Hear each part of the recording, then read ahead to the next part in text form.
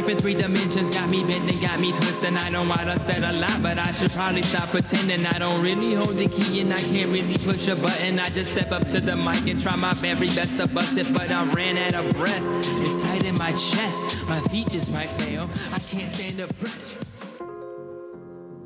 What's going on, everyone? Welcome back to Racially Speaking, where we have real and honest conversations about race as it's viewed through the lenses of faith, family, and vocation. As always, I'm David Phipps, your host, and with me per usual is the social justice cowboy himself, Wyatt John Mark Walker. JM, how's it going? How's it going, man? It's going well. Things have been good lately. I'm waiting on a baby girl to be born. So right, I was gonna say we haven't really even mentioned that, but you haven't. I've given you space to mention that. Yeah. So we got her name is Isabel, and she's due next week. Oh wow, got the name and everything on the air. All right, yeah, it's on the air. It's official now. Everybody knows. Locked in stone, set in stone. Yeah. So we're hanging on. You know, it's like a roller coaster around here, but we're hanging on. These are, doing well. For listeners, these are literally like, it's days away, not weeks or months. No, it's like, like 5 days. We got this, my wife made my kids this cute little countdown, string banner thing where it started at like 10 days out and now we're at 5 days out. So, okay. So they keep flipping that every morning and I'm looking at it and it's just causing me gray hairs because I'm like, we're getting that close. So, could be. Yeah. So she's around the corner. She's coming. Could be tonight. Like if I see the door behind you fly open, I'll know what that means. It could be. Yeah. It's scheduled as planned. So hopefully she sticks to the plan. Right. She's been at enough doctor's appointments that Isabel should know the plan just by hearing it, in the air from inside. Oh yeah, I'm sure she's got that just down pat. Yeah. She's like, I won't come early. Yeah, that's the hope. I'm like Wednesday. I'm counting on it. Wednesday. So man. Yeah. Well, but how are you doing? I'm good. Enjoying some summer. We're about to tomorrow head to the lake for a day. Nice. And then our vacation was inadvertently planned for the end of summer. So in a couple of weeks, we're headed to the beach with the family. So I'm excited. Man, summer's going fast. What lake are you going to? And then what beach? I believe Lake Anna with some of Caitlin's extended family. Nice. The power plant lake. Yeah. Oh, is that what it's called? I know very little about lakes. It's unseasonably warm, but it's nice. You won't grow any gills or anything from radiation. Warm water. It's a nice lake to swim in. Okay, warm water. That's all I needed to hear. I am the world's biggest baby when it comes to cold water. I can't do it. Yeah, cannot do it. The closer you get to the power plant, the warmer it is. Perfect. So it'll be warm. I might get cancer, but it'll be warm. Yeah. That's the deal. Perfect. That's all I need to hear. I'm even more excited now.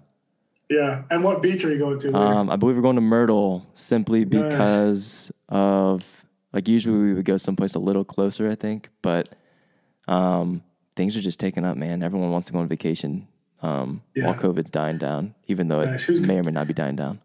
Is that just the 4 of you or? 4 of us. You bring another? Me, Caitlin, 2 kiddos. So good for you. Looking forward to that. We've been anticipating the end of summer for a vacation, which I kind of like because then, you're not coming back into the school year feeling like I need a vacation. Yep. Hopefully. It's a great time to do it. Yeah. Yeah, it's awesome. Well, we're here to do speaking of summer vacation. We're maybe like a week or so late, but we're in the heart of summer, man. It's going fast. It's true. And we wanted to do an episode on some summer homework. And we got John Mark, you and I talked before we hit record. We've been planning to do this to put together our top 5 reading/viewing lists. Yeah. We did not compare. We can confirm we did not compare. We did not. I have no clue what you're going to say. And so we don't even have a ton of format and how we're going to go back and forth with this. But we wanted to give you guys some more references. Not that we don't give recommendations most episodes, but right. I'm excited to do this. And John Mark, before I hit record, I saved this for recording. I'm going to throw a curveball at you. I don't know if I'm going to do the top 5, man. And I don't mean I'm going to do 10 or 20 or anything, but I just feel like I was putting together 1 through 5 and I'm like, this isn't our style. There's something that feels weird. I feel like we are way more I feel like it put a bow on it too much of here's your top 5. And once you watch these 5 things or 10 things, you're good. I think people know us by now better enough that we wouldn't be communicating that to them. But I couldn't, as soon as I would think of one thing, I'd be like, oh, but what about this? Or they should watch this and read this at the same time. Then they got to like watch this movie from 10 years ago that this actor was also in. Or, but if they read that book, then they're not going to understand. So I'm just like, I feel like we're too fluid on here, man, to have just a tight top 5, top 10. But that's a good point. That's a good point. You know, I'm going to do my best. We'll do our best. You can still stick to your top 5, but that's just, I got to be honest, keep it real. That's where I'm coming from with this. No, I appreciate you saying that, because same thing, like every time I would think of one, it would like attach to something else, connect to something else, and then have an explanation, which leads to other things. So it's like a spider web of recommendations that was coming into my mind. So yeah, so I like that. I like that free flowing, quote unquote, top 5, but it'll really be like whatever comes out based on this structure that we. I think that's our episode. That'll be the episode name: A Spider Web of Recommendations. There you go. I like that. I like. Yeah, that's good. That's good. No, good that's not that big of a curveball. I'm feeling it too. In fact, my list was way more than 5. Right. I had to cut it down, and I just kind of like arbitrarily was like, not that. Like, so I do love all that I'm going to recommend, but there's so much more that I would love to re-recommend or recommend for the first time. So. Right. I'll try on the fly to narrow it down to 5, and then we'll do some honorable mentions. But we'll see. I'm gonna kind of ebb and flow, and then probably give a lot of caveats, because I'm sure you did the same. But as I was writing something down, I'm like, okay, well, this was like the most like impactful thing for me to listen to or read, that changed like how I think about all these things. But then this is like one of the most challenging things, and then the other thing was like it's just really fun to watch, but it was also like a twofer. Shout out to people that love that word. That's an inside joke. Anyway, it was a twofer. It was like, this is really fun to watch, but it was also like teaches you a lot about racial justice. Yep. So I just, let's just go for it, man. You kick us off. Give us number 5 from your list. Okay. All right. Number 5. And these can be books. Do you want to give more books? I guess anything you can consume. Any media. Right. So it's like, summer reading, because I think of people on the beach, but like, I love watching movies in the summer, going to the movies, and especially at home. Like, since COVID, I don't really go to the movies that much unless it's a Marvel movie. And so I just love watching them on my phone in bed in the dark with my headphones on. That is my ideal movie watching on your experience. Phone, man. That's hardcore, dude. I know. It's bad. My gosh. It's bad. Real movie fans are like cringing at me saying that. But like, because it's like surround sound. I can, turn on the noise cancellation, and it's just right in my face watching movies that way. I mean, not even on an iPad or something? All right, you go ahead. No, just because it's like big screen. You just hold it right up to your face. It's the closest thing. It's everything else is out. So that's how I like to watch movies. Oh my goodness! But so I have movies on here. It could be music, books, anything really. Other podcasts. Not that there are any other podcasts in the world, but other podcasts could be on this list too.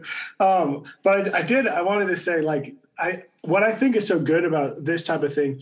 I'm a fan of learning about culture, right? Learning about your culture, learning about other people's cultures, and just.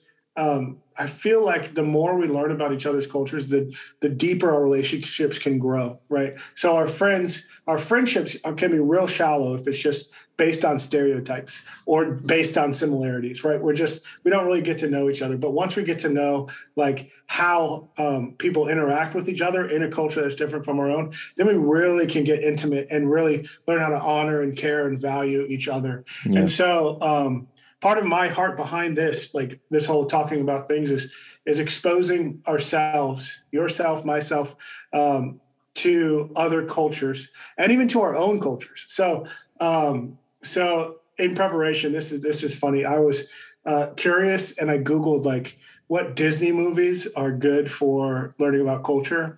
And I did that. And the top 5, the top 5 were Coco, Moana, Mulan, Aladdin, and Raya, the last dragon.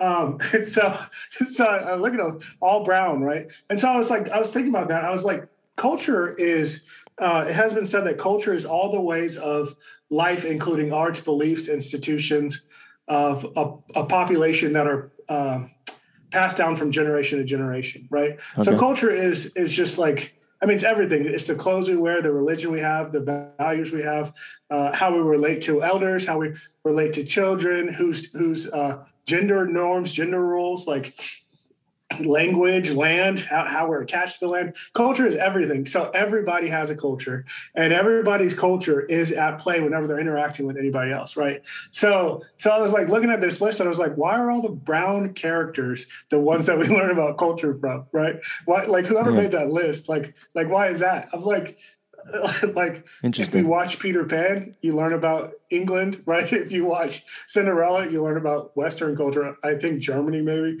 Aristocats are like, I don't know. Yeah. I don't know where they're from. But like there's culture in all of these Disney movies, even if they're white or Western. So I just wanted to say that everybody has a culture. So I just thought it was funny that it was all brown people. And the other thing on my Disney kick, Disney is where I'm headed for the first recommendation, but I'm still waiting for African-American / Black American culture to be depicted in a significant way by a major Disney movie. Okay. We have like characters that are Black. We have Princess and the Frog, and we have what was that? I never saw Soul. I didn't even complete Soul, but you didn't see have that. You seen that? I have. Did you see it? Yeah. You have? I thought it was good. Do you like it? I thought it was good. It was not one of my. It's not one of my top. Okay. But I thought it was really good. Yeah. So I appreciate that they have Black characters, but I want to see Black culture. I want to see a Black family depicted in a Disney movie. So maybe that's a dream. Well, you'll never get a whole family sometime. Yeah. But you'll never get a whole family because the parents will die. It's true. So it'll just be about a kid. One, maybe two. They're all orphans, right? Just like superheroes, which takes me to my first thing.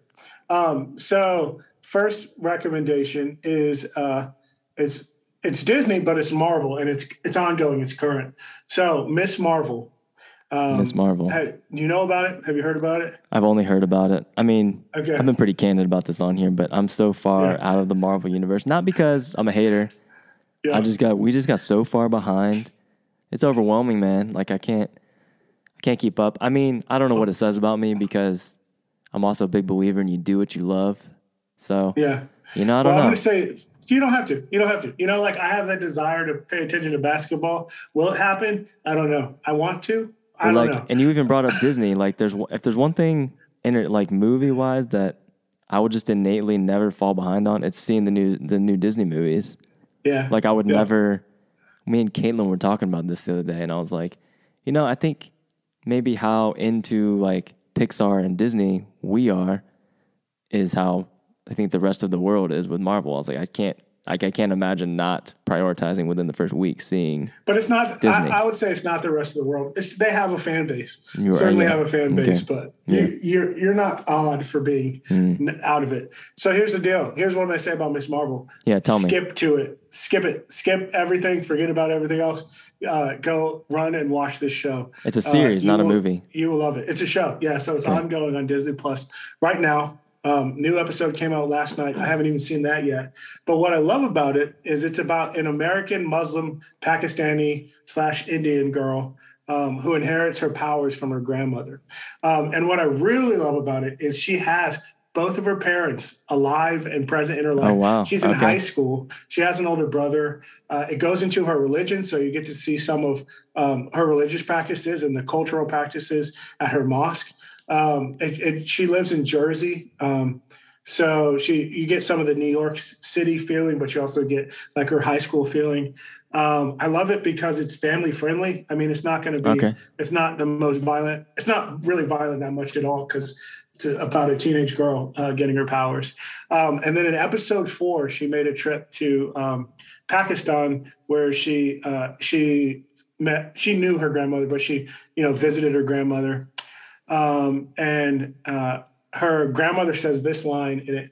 She says, "My passport is Pakistani and my roots are Indian, and in between is a border built with blood and pain." And I just thought it's such a powerful line because it gets into the history of those two countries. Yeah, wow. So like altogether, you're just getting this beautiful picture of her culture, and just learning. So that's my first recommendation. I'm not going to rank them in order of 5, but that's my first recommendation is Miss Marvel. And I recommend it for a whole family to watch it.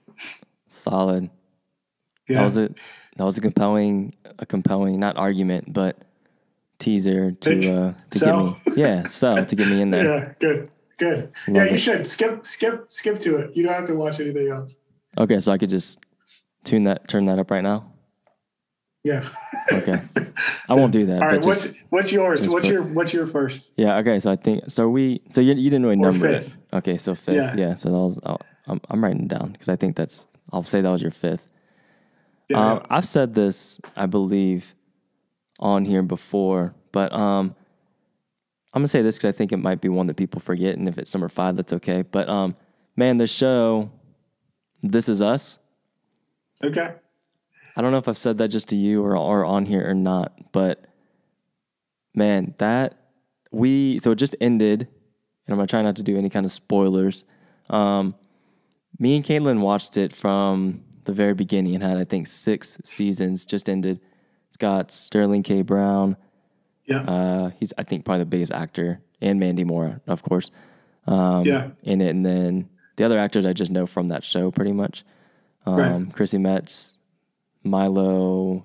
Well, I can't Milo, remember his last from Gilmore Girls. Okay, I can't remember. True story. I used to watch that by myself in my dorm. Okay. Whoa. Wow. And see me watching Gilmore Girls. I loved it. No shame.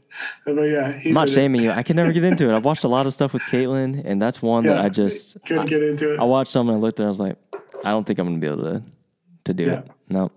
Yeah. Anyway, yeah, that dude's in it. Amazing show. And it's not specifically only about race, but they touch on, like you're saying, I believe, this is my opinion, everything in a realistic, non-forced way, and I think are sensitive to a lot of different issues that are going on, in our country right now. And at times they address things like head on that are very, very relevant. And then other like maybe different types of family dynamics, deals with really every type of like broken home imaginable. That's probably not true, but they do, like I said, a realistic, I thought, it's TV, so some of it's dramatized. And speaking of, I think the biggest critique from people that I've tried to plug it to has been, it just seems like it's emotional, like pornography, meaning like it's just like they're just trying to make you cry, and that's all it is. And to me, Caitlin and I watched it while going through some difficult times, even too, off and on, and it felt like therapy, if I'm honest, to me. Yeah. And I just felt like they navigated a lot of stuff really, really well. That makes sense. That I could both personally relate to and see how other people relate to. I don't know. I think it was a beautiful story, and they weave different time periods and blended families, and oh man, so good. It just ended. So, but I know it's on, I believe, Hulu and Peacock. So yeah, you guys, Meg's about to have the baby. Yeah. What a great time to jump in on that. She was a fan. I started watching with her, so she was a fan. Okay. So I've seen episodes. I keep up with Randall, so I know a little bit of his story, and I really appreciate what they've done with him, where they he is the black son, the adopted one, who is like of a triplet set, right? And so they explore how his mother had to be humble in seeking help to help him grow up in a cultural way, a black cultural way.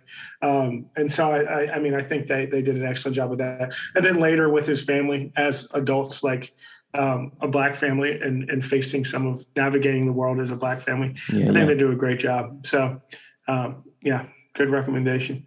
All right. So we've gone through 2 in 20 minutes. Oh man, we have to go faster. What's your next one? Next one. All right. Yeah, they won't all be this long. So my next one is a black cowboy movie, right? When am I the social justice cowboy? All right, I had to. So I'm a cowboy movie fan. I love I mean, we know my name is Wyatt, right? So I love the Tombstone, that movie. And just the story of Wyatt Earp. So when Netflix came out with a black cowboy movie called The Harder They Fall, I was all over that, right? And what I love about it is that it is about true people, so real people, right? It is not a true story, but it is about real people that really existed. So it is like as if this could have happened, but it didn't really happen. Okay. So I will say this: rated R, violent, swear words. So use your discretion. But I just loved it because it's black art. It is a movie made by black people, starring black actors about black historical figures. And, a lot of it is like they imagine this is how they would have interacted. Obviously, we're not in cowboy time. So, but it's fun. It's fun. And all-star cast. If you like cowboy movies, I recommend it. And the thing that I love about recommending this movie is that this is a twofer, right? So There's your word, twofer, right? So this is a twofer. The album is fire. I loved the album. I think I've probably talked about it on here before. I recommended it, but The Harder They Fall, the album, I worked out to it. I love it. I recommend it. It's great. And it'll just help you learn a little bit about that, a little bit about black art, a little bit about black culture. And I think it's enjoyable. So that's my number two recommendation. So love it. Yeah. I have a hard time. That was maybe one of the most lighthearted ones I've got. Is This Is Us, so I started lighthearted. I go to some of the darker things. So anyway, it's okay.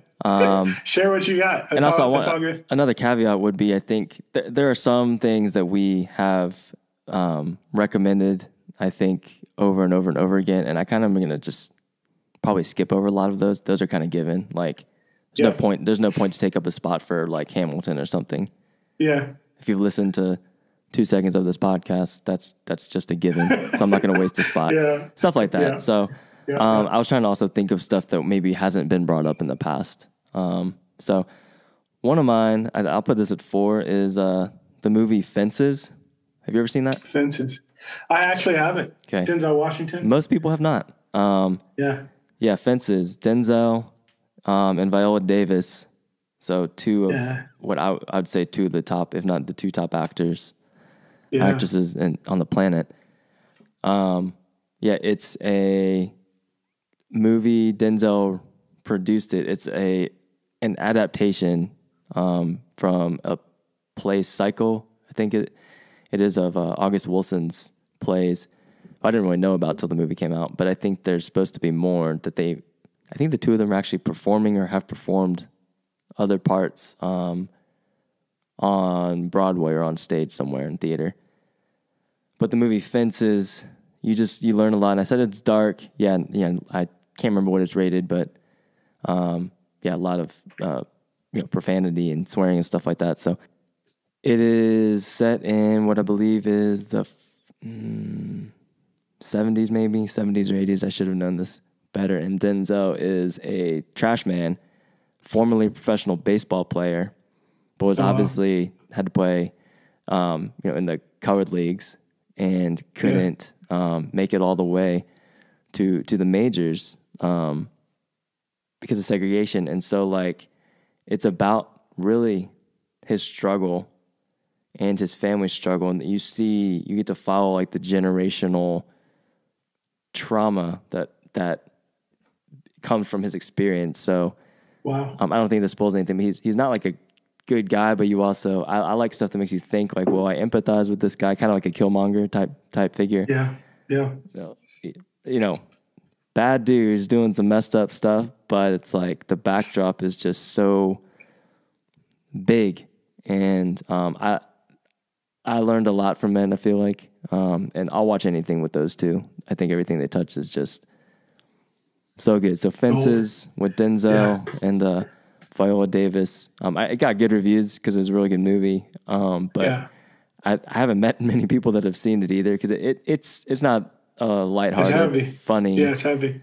Or fun watch or anything. But want to throw that one out there. That's my 4. Yeah, I'm familiar with the play because I think there's a famous James Earl Jones scene. There's a famous scene in it where the father talks about love for his son, like like you, right? So I'm familiar with that, but I'll have to watch the movie. That's a great recommendation. Yeah. My turn. Yes, sir. Let's see what is next on my list. All right, so I'll jump up to a book because reading was the thought behind it. So I recently read this book. Called Just Pursuit, and it's by Laura Coates, and she joined the Department of Justice as a lawyer, as a prosecutor, because she wanted to advocate for the most vulnerable among us. So she's a Black woman who joined the Department of Justice as a prosecutor to try and help bring better justice for Black people, for minority people. Wow. And so it was just she just tells stories. She tells her life story in that time in her life, and tells of cases that she encountered and people that she helped that she didn't prosecute. Because you think like defendant, if you think along this lines, it's similar to Just Mercy, right?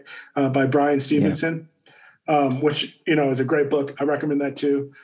This one is on the other side of that because she is a prosecutor, but she helped so many people from that position, that perspective. And so I'm justice minded. I have a heart for justice. So this book just struck me, and I think it came out recently. So I highly recommend it. It's called Just Pursuit. It's by Laura Coates. So if you're interested in reading about justice, it made me want to become a lawyer. Every time I read a book like this, I'm like, career shift, and I want to go to law school. So It made me want to become a lawyer. So, yeah. That's so cool. That's awesome. Yeah. Okay, I'll go back to a movie actually still. And I lied. This is actually pretty lighthearted, but man, I love this movie. I think I've talked about it on here too. Always Be My Maybe. You heard of that? Always Be My Maybe. Yeah. Who are the actors? It's Ali Wong, and yes. Actually, technically, Keanu Reeves has a little part in it. Yes, he does. Yeah, he does. I saw it with my wife. Yeah. Is it Daniel Day-Kim? Yes, he is in it, but he's not the lead. It's the guy from Fresh Off the Boat, the dad. I forget it. Oh man, yeah, look it up for me. Randall Park. Yeah. Yeah. Daniel Day-Kim's also in it, but so good. It's a rom-com, so lighthearted, and you learn so much about culture, as you were saying. Yes. And they are I think it takes place in San Francisco, if I'm not mistaken. You learn, of course, a ton about the food, and then I think family life and different roles. Different gender roles, and deals with trauma, loss, and then it's just super funny.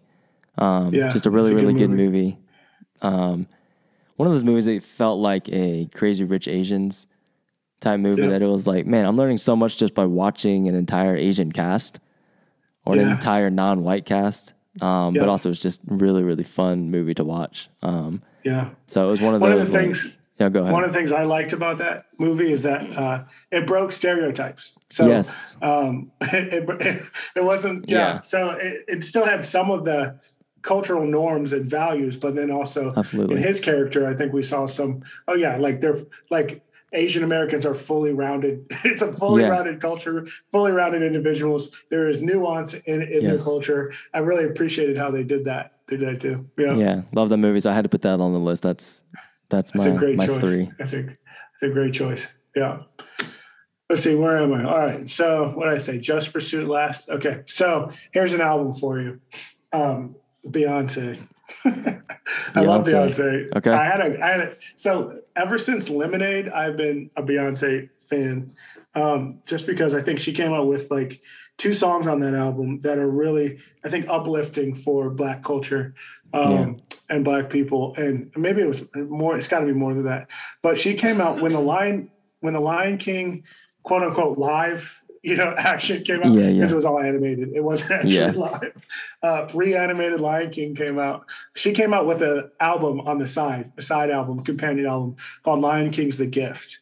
And I love how she mixes in African music, African beats and sounds, and artists. She brings those in with her full Beyonce Black American culture. And art. I think Jay-Z's on there. Kendrick, who I love, is on there. And so I recommend that album. Just because it feels like a celebration of Blackness, of Black culture, Black art, Black life. It came out in 2019, so it's a couple of years old, but Lion King's The Gift by Beyonce. It's a great album. Was that any relation to that thing she had on Disney? Was it a documentary, Black is King? Oh, yeah.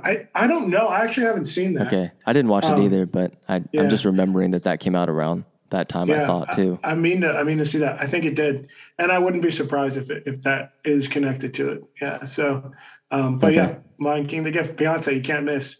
I think, she is a model of Black excellence, I think, and she encourages that and highlights it in who she partners with and features on her albums and just spends time with. And so I think looking at Beyonce, if you go to her music, look at her life, you'll just see a lot of, it'll point to a lot of what we celebrate in Black America, what we celebrate in Black culture. So, Queen Bee, I recommend her.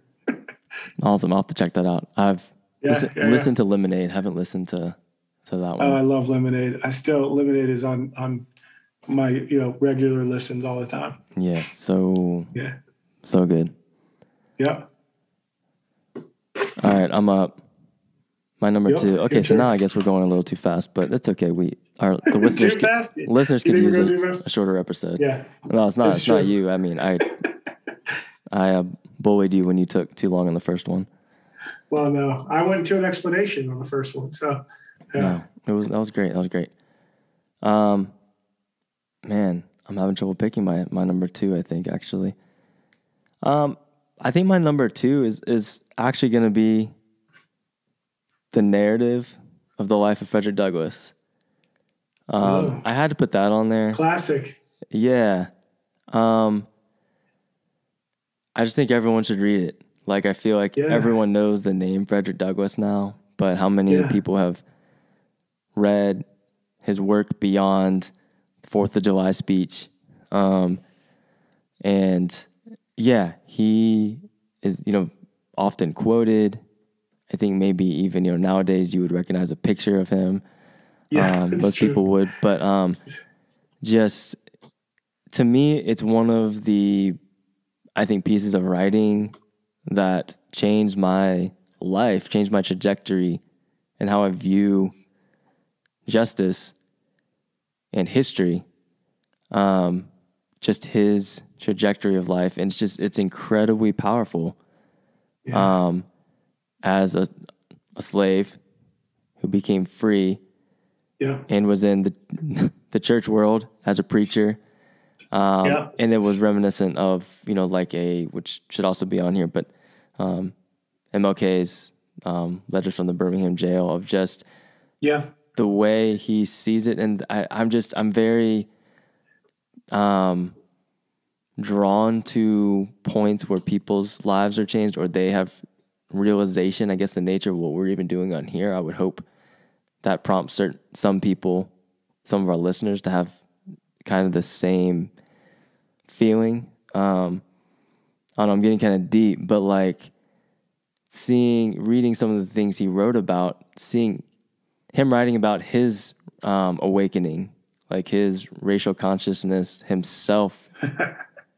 You want to say woke? No, I really didn't. But sure, I know, but that's what that is. That's what woke is. It's the racial awakening. It happened long before we started calling it woke. It was a thing people did.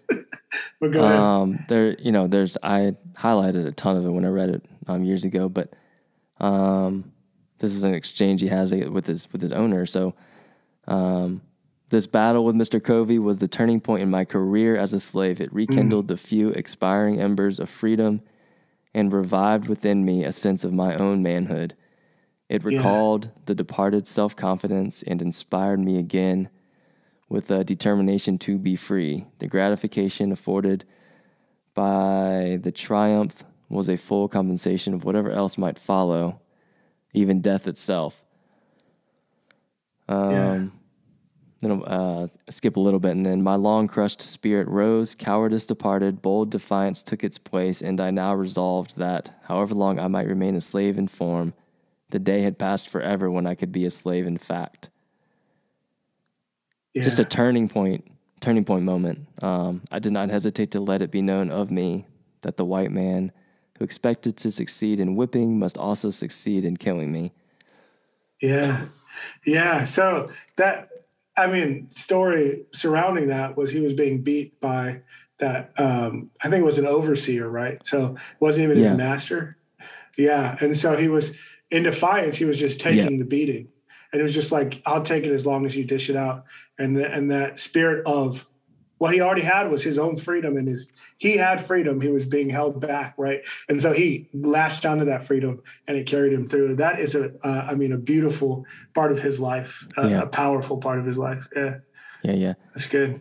So yeah, it's, I think implicitly at this point now, because I don't often reach back to quotes from Frederick Douglass, but I think that subconsciously this is something that like very much changed where my heart is at with some of these issues. Like I don't lightheartedly or flippantly for fun say like, or keep referencing, well, history and slavery. It's like, it's stuff like this I'm reading. It's like, I can't read something like this and not think differently. Yes. If that makes sense. And this is one of those things. There's a handful of other things, but one of the things I read, I'm like, yeah, things can't be how they were before I read this. Absolutely. So that's number 2-ish, but it's got to be on the list. So read at your own risk of becoming woke, right? Right. Yeah, woke is a good thing. Aware of racial history. Yeah, and I think I got to say this in light of our most recent holiday, America's birthday, right? We celebrated the 4th of July, and he wrote this speech, What to the Slave is the 4th of July. Yeah. And I'm not going to say much about that, but that's also a worthy read. He spoke to a crowd of abolitionists, people who are in favor of abolishing slavery. But it was a powerful, hard-hitting, challenging speech about what it really is freedom in our nation. Yeah. Do people really have it?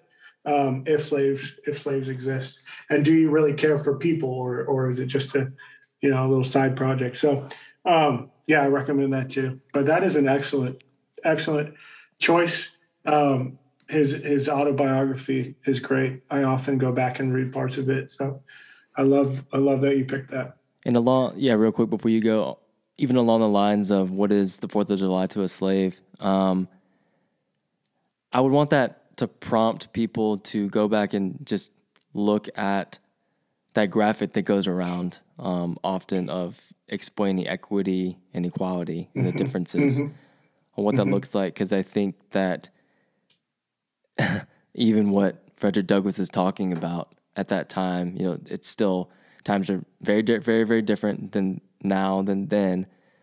But, like you and I do on here is, let's not glorify that reality too much at the expense of understanding reality for Black and brown people still. Like, let's not put blinders on to inequity that's still going on, inequality that's still going on, and not be shocked that we're still picking up the pieces from when Frederick Douglass gave that speech. Because things are not equal. Still, yes, slavery is not a legal thing anymore, but that doesn't mean that everything is overnight equal. Yeah. I feel like sometimes we imagine or we act like as soon as slavery was abolished, as soon as the Emancipation Proclamation was signed, that nobody was racist anymore. Everybody got along. Everybody saw each other as equal. But that is not the case. Do you remember what you shared? I remember I reposted it, but what you shared in between Juneteenth and July 4th, of what your thoughts were on what you thought Americans should be thinking about and celebrating.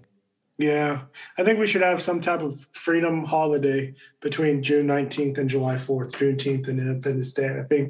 Um, I think that we need to remember our past, where we've come from. I think we need to be emboldened to continue to pursue justice and freedom for everyone. And then I think we can celebrate where we've come from, and then I think we can look forward and be encouraged to do more and pursue freedom more. So I think it should. I feel like it should just be a season now, because it's just a couple of weeks. Like I don't know, like we celebrate Lent. Give up something, give up a freedom to help you think about my gosh, justice and freedom and that. So I feel like that was just off the cuff that you came up with it, but that sounded like a brilliant idea. I want to propose it to somebody. Oh, thanks. How do we get this in front of the right people? No, that was fantastic. Well, I appreciate that. Yeah. One more thing about Frederick Douglass is you might think that because he was a slave in American slave system that he would hate America, right? But he doesn't, right? He works with Abraham Lincoln, right? He loves America and he wants to see it be better. He loves Christ and he wants to see Christianity lived out as people who love others, right? And so, and that's how I feel like we feel we care about justice because we care about our country, and we care about people because we care about Christ, and we care about people because we're humans, So I really love the man that he was and the history, the legacy that he leaves behind. And so I appreciate that you chose that book. So Narrative of the Life of Frederick Douglass. That's a great pickup on his just picking out. He doesn't dislike America. Criticizing America doesn't mean you dislike it. It's quite the opposite a lot of times. And I think a lot of us right now are allergic to that sentiment. If there's criticism, it means, division and hatred. And it's no. That's not what so many of these guys are about. Frederick Douglass, MLK, James Baldwin, the big quote. I mean, he specifically, I'm going to pull him up. I didn't put James Baldwin on my list, but I should have too. His quote, I love America more than any other country in the world, and exactly for that reason, I insist on the right to criticize her perpetually. So this ties to patriotism, meaning you don't criticize and you just, shut up and enjoy your freedom, is very problematic. And the same thing is being said by justice seekers. Throughout history. Absolutely. That's well said. So I guess I get one more technically, right? Is this my final one? Yes, this is your number one technically. Yeah. Okay. But I have two more. so you don't have to convince me. I'm not going to cheat. So my final one, my official one, or should I do honorable mentions first before I do the final one? What do you think? Yeah, I like it. It's like suspense. All right. So here's an honorable mention. Because I only picked 5, this would be 6. And it's Encanto. Right. And I'm sure we recommended that on this before. Encanto, so absolutely. Encanto, right. Beautiful Disney movie about the Madrigals, a magical family in the mountains in maybe the best movie, maybe the best Disney movie of all time. Maybe, yeah. I mean, maybe the best it might be. It's incredible. It might be, yeah. It's incredible, yeah. So in the mountains in Colombia. So it's just, I mean, you learn about their culture. It's family. Yeah. Family is the best. The more family involved in a story, the more culture you're going to get out of that. The better picture of culture you're going to get. So I just loved it. So I had to say it. So that's my honorable mention. And then I'll just jump to my number one, which isn't really numbered, but this is the last one I got. So the book is called Inside Out and Back Again. And it's inspired by the author's childhood experience as a refugee fleeing Vietnam after the fall of Saigon and immigrating to Alabama. It's a coming of age novel, and it's written kind of like it's her diary. So she's a little girl. She travels with her mom and her 3 brothers from Vietnam, and it's about her experience over there. And so we get to see her culture as a little girl fleeing and she, her relationship to her father too, you get a little bit of that. And then coming to Alabama and growing up as a young child in elementary school and immigrating to this country and fleeing, war-torn Vietnam. So I read it last year. It's a short read. Okay. It was so powerful. Who's the author? I loved it. Oh man, did I not get the author? Now I got to go get the author. Give me a second. Yeah, it's all good. Oh man, You're good. Let's see. Tanaha Lai. I don't know if I can pronounce it properly. Yeah, I'll say Tanaha Lai. That's what I'll say. Her name is. But it's called Inside Out and Back Again. If you Google it, that is the book that will pop up. So, I've heard of it. Haven't met anybody that's read it. Yeah, it won a bunch of awards. So, yeah, awesome. Great story. Story. I recommend it for the family. It's a good read for all ages. Okay. Oh, that's great. Yeah. All right. Well, I guess I'll have to start with honorable mentions as well. I'm going to do something strange. I got a lot of honorable mentions, man. Do it. I have more too, but that was just the top of mine. But you go. Yeah. Go with your honorable mentions, and I'll comment on them as you read them all. Right. Okay. One of my favorite podcasts is Higher Learning. Have I told you about that? You haven't. Okay. It is part of the Ringer podcast network, which is Bill Simmons. It's largely like a sports platform, but they do everything like movies, shows, pop culture, a lot of sports. And then this is, I guess, kind of pop culture. But anyway, the hosts are Van Lathan. He's a former TMZ guy. He actually got fired as part of a story of why he's at the Ringer. And he's actually an author now. He just wrote a book. And then his co-host is Rachel Lindsay, who I didn't know this until I listened to the podcast, but she was on The Bachelorette or The Bachelor. I think she was the first and maybe only Black Bachelorette. Anyway, they're great. I will put it out there. I know we have a lot of Christians that listen to our podcast. It's very explicit and, for many people might not be the most wholesome stuff, but they tackle issues, I think, really interestingly and well in a lot of ways. And I've personally learned a lot from it. And think it's, just really informative. That's enough about that one though. Also, my other honorable mention is going to be something I haven't even watched, but I've heard really good things about. Just haven't made time to do it, which sounds kind of suspect. So I'll just recommend it because I feel like it's got to be really good. But the Unspoken documentary that just came out, it's by the Jude 3 Project, and so like pastors like Charlie Dates and Lisa Fields, who's in charge of it, of Jude 3 Project, headed it up obviously, but Charlie Dates, Jackie Hill Perry. I think the crazy part of it, Show Baraka, who are hip hop artists. Even Chris Broussard, who is on ESPN, a lot of people, and it seems like from the trailers they answer the question, is Christianity the white man's religion? Oh yeah. I've heard really good things about it. It looks really good. I'll walk that back if I watch it and it's not good, but it's going to be good. That's at the top of my list. You know the people involved. You can recommend it. It's just too many people in it that I trust a lot that aren't. Yeah. Right. 100%. Handful of people, like even if just one of the people who I'm like, oh, I don't know, like was in the preview, I would have not recommended it, but just the list was just like, trust all of them. Like I was like, oh wow, they had. I mean, this has to be something for all these people to sign on to do this. Yeah. Anyway, Unspoken documentary. I think it's just for free online, probably. But my number one, and I put it number one because I love it, but also I feel like it's under the radar. Again, for a lot of people, so I wanted to include it, is the movie Blind Spotting. Okay. I know that. Seen it. Have you? Awesome. Yeah. Man. So yeah, it's Blind Spotting. It is a movie written and produced by Hamilton's Daveed Diggs and his friend Raphael Casal.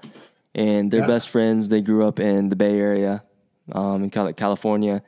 They wrote it, produced it, and starred in it themselves. And they had like written it a long time ago, like way pre-Hamilton, way pre a ton of stuff.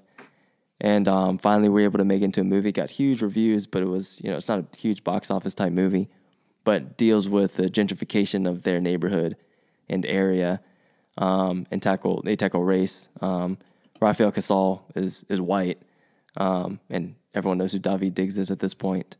And man, it's an incredible movie. They tackle a lot of relevant issues right now. The backdrop, I'd say, is gentrification. Then they deal with some with touch on mass incarceration, I'd say. The justice system, judicial system, racial profiling, police brutality, profiling, all that stuff. There's and then the music, they do a lot of the music. They're like really, I mean, Daveed Diggs obviously, but Rafael Casal also. Just look them up on Spotify. They are amazing rappers. Really? I didn't know that. So that's awesome. Almost a deep Hamilton cut, because like that's like, I mean, that is way before Hamilton. Like that's who they are, and just a really good informative movie. That's my number one, because I feel like most people don't have any idea what that is.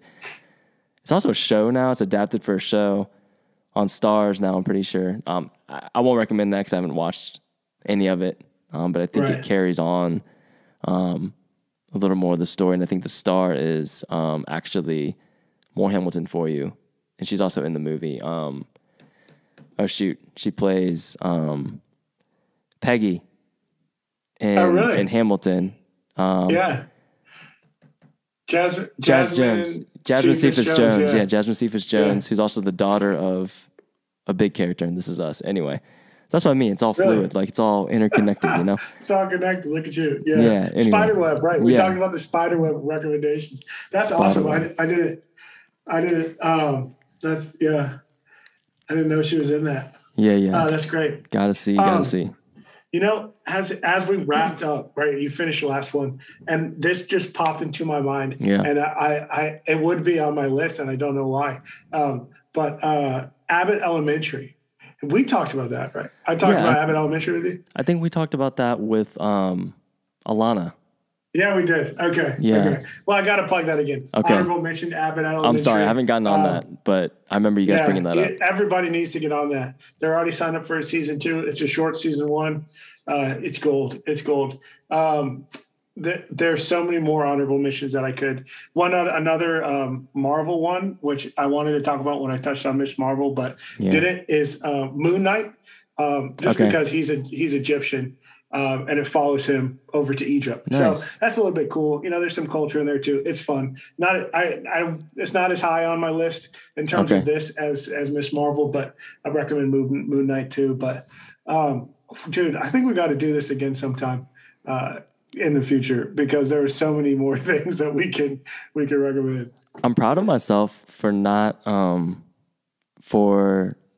innately including just a bunch of NBA or basketball things. I don't know how I got out of here without doing that. Oh, you should have done that. You got to do that. You got to talk about what you love. I talk about what I love. Yeah. And you better believe if there was any Nintendo game that I could talk about with any ties to culture or ethnicity, I would. But I don't have anything like that yet. I'm looking for it. I will say you just pick up an NBA biography, and you learn a lot. I've read. Right. I may or may not have a 4-foot-long shelf of NBA biographies and memoirs. That's awesome. Yeah. It's something. Yeah. You gotta love what you love. Love what you love. Or you're what I say earlier, you do what you love. I'm a big proponent for that. So I'm being self-reflective. Yeah. All right, man. Wow. Under an hour for the first time, and I don't know how long. We did it. I think that's a good thing. Feels like an accomplishment. For something like this. Yeah. Listeners, as always, thank you so much for tuning in, listening to us. Please be sure to check out our spider web of recommendations that we just hit you all with.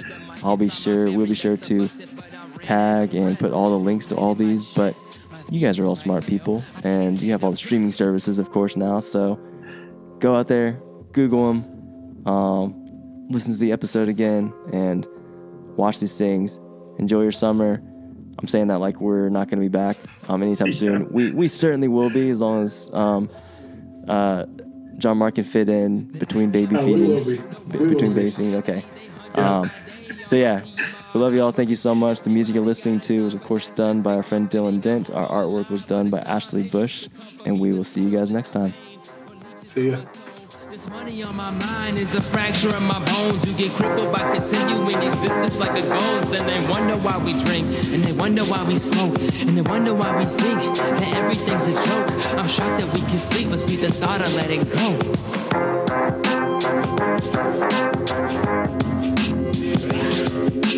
Now I lay me down to sleep, I'm fed up with the valley. Now I lay me down to sleep, I'm fed up with the valley.